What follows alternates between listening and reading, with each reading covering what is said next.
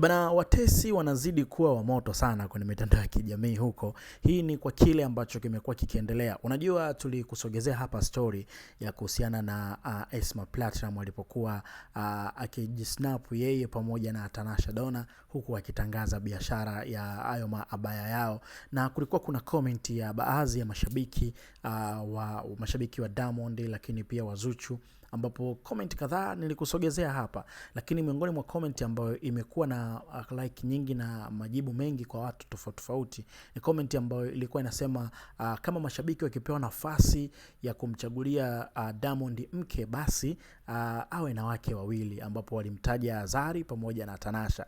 Sasa ile comment bwana imeweza kuzua mjadala mkubwa sana huko kwenye mitandao ya kijamii baada tu ya msanii Zuchu kwenda kucomment hiyo comment na kusema hivi, asipewe wake wawili, mkimchagulia watatu itakuwa nzuri zaidi. Hata wewe ulioandika unaweza ukawa mke watatu, maana watesi siku hizi mna wivu sana. Sasa Zuchu ameandika ujumbe huu, na hii inadhihirisha kile ambacho watu walikuwa nasema kwamba Zuchu ni Mswahili. Tunafahamu ni Mzanzibari na ni moja kati ya mtu ambaye huwa ana maneno, akikutumia neno moja tu unaweza ukakerekwa. Tunaona mara kadhaa amekuwa akijibu baadhi ya reply za watu.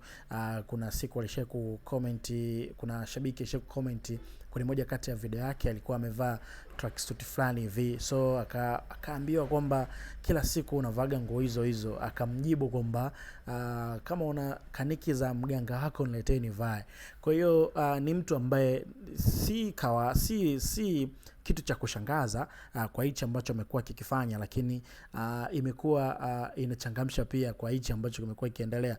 Tumeona anakasirishwa sana na hichi ambacho kimekuwa kiendelea kwenye mitandao ya kijamii kuhusiana na kuhusianishwa na masuala ya ndoa na watu wengine, akatie tayari ni mke. Kwa hiyo ni kama vile wabongo mkubali sana Zuchu kwa namna moja ama nyingine, wanatamani Zari pamoja na Tanasha ndio angekuwa mke wa kwanza na mke wa pili, kwa sababu dini pia inawaruhusu. Sasa Zuchu kacharuka akasema kama itawapendeza basi apewe pia mke wa tatu, na wewe pia ulioandika comment uwe mke wa tatu, na kumbuka aliandika comment ni mshikaji, kwa hiyo inawezekana ikawa hivyo. So kwenye comment hapo unaweza kudonesha comment yako afu tukakaa sawa.